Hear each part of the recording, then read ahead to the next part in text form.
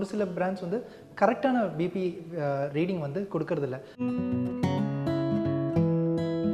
Hospital வந்த உடனே என்னோட பிபி அதிகமாகிடுது அப்படின்ற மாதிரி சொல்லுவாங்க. அதுக்கு பேர் வந்து இப்போ பிபி பார்க்குறப்ப நிறைய பேர் வந்து நின்றுட்டு அப்படியே பிபி பார்ப்பாங்க, கை நீட்டி வச்சுட்டு பிபி பார்ப்பாங்க. அப்படிலாம் பண்ணக்கூடாது.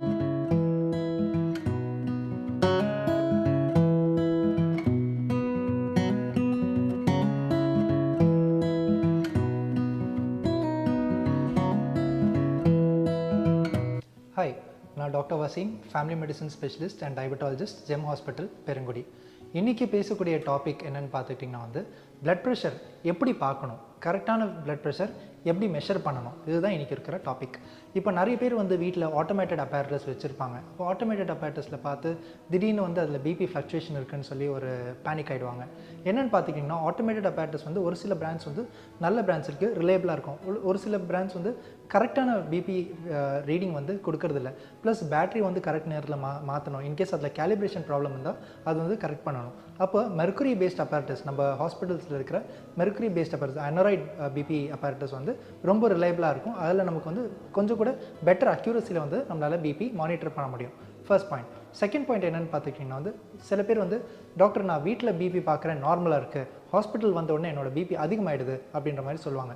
அதுக்கு பேர் வந்து ஒயிட் கோட் ஹைப்பர் டென்ஷன் சொல்லுவோம். என்னென்னா ஹாஸ்பிட்டலுக்குள்ளே வந்த உடனே டாக்டர்ஸ் ஒயிட் கோட் போட்டிருக்கிற டாக்டர்ஸ் இருக்காங்க, அவங்கள பார்த்த உடனே பிபி டக்குன்னு அதிகமாகிடும். ஏன்னா ஆங்ஸைட்டினால தான். அப்போது மோஸ்ட்டாக வந்து நம்ம பிபி மெஷர்மெண்ட்காக ரிலையபிளாக எடுக்கக்கூடிய ரீடிங்ஸ் என்னென்னு பார்த்துக்கிட்டிங்கன்னா வந்து ஹோம் பிபி மெஷர்மெண்ட் தான். இப்போ ஹோம் பிபி மெஷர்மெண்ட் நார்மலாக இருக்குது, நம்ம ஹாஸ்பிட்டலில் வரப்போ இல்லை கிளினிக்கில் வரப்போ பிபி அதிகமாக இருக்குன்னா அதை நம்ம வந்து கன்சிடர் பண்ணிக்க மாட்டோம்.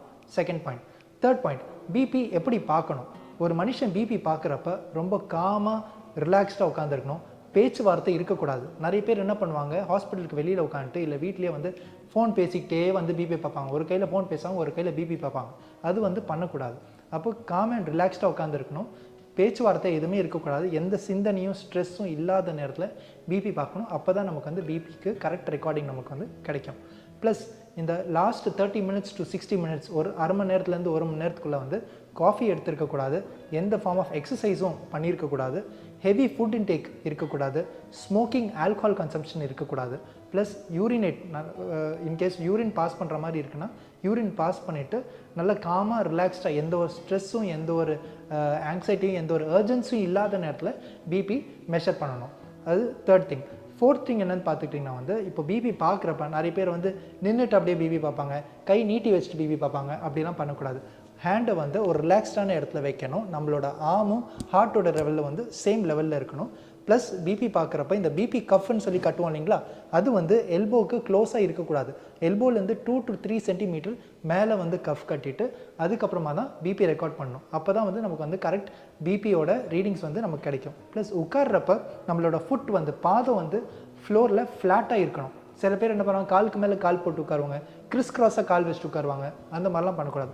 ஃப்ளாட்டாக உட்கார்றப்ப அதுக்கப்புறம் ரிலாக்ஸ்ட் பொசிஷனில் ஸ்ட்ரைட்டாக ஹேண்ட் இந்த மாதிரி ஒரு ஃப்ளெக்ஸ்ட் பொசிஷனில் ரிலாக்ஸ்டாக வச்சு டேபிள் மேலே சப்போர்ட் பண்ணி இந்த மாதிரி தான் வந்து பிபி பார்க்கணும். அது ஒன்று. அஞ்சாவது என்னென்னு பார்த்துக்கிட்டிங்கன்னா வந்து பிபி பார்க்குறப்போ வந்து ஃபஸ்ட்டு ஒரே ஒரு ரீடிங் பிபியை வந்து நம்ம ரிலை பண்ணக்கூடாது. சிலப்போ ஃபஸ்ட்டு டைம் பிபி பார்க்குறப்ப ஹையாக வரலாம். அதனால ஒரு 2 to 3 times பிபி மெஷர்மெண்ட் வந்து அட் டிஃப்ரெண்ட் டைம் இன்டர்வல்ஸ் வந்து ஒன்று ரெக்கார்ட் பண்ணணும், டிஃப்ரெண்ட் டேஸில் ரெக்கார்ட் பண்ணணும். அது பார்த்துட்டு அதில் ஹையஸ்ட் ரீடிங், லோவஸ்ட் ரீடிங், பிபியோட ஆவரேஜ் எவ்வளோ இருக்குது, இதெல்லாம் பார்த்துட்டு தான் வந்து ஒருத்தவங்களுக்கு ஹைப்பர் டென்ஷன் இருக்கா இல்லையான்றது டயக்னோசிஸ்க்கு வந்து ஹெல்ப்ஃபுல்லாக இருக்கும். ஜஸ்ட் 1 பிபி ரீடிங்கில் வந்து இவங்களுக்கு வந்து பிபி ரீடிங் இருக்குது அப்படின்றது சொல்ல முடியாது.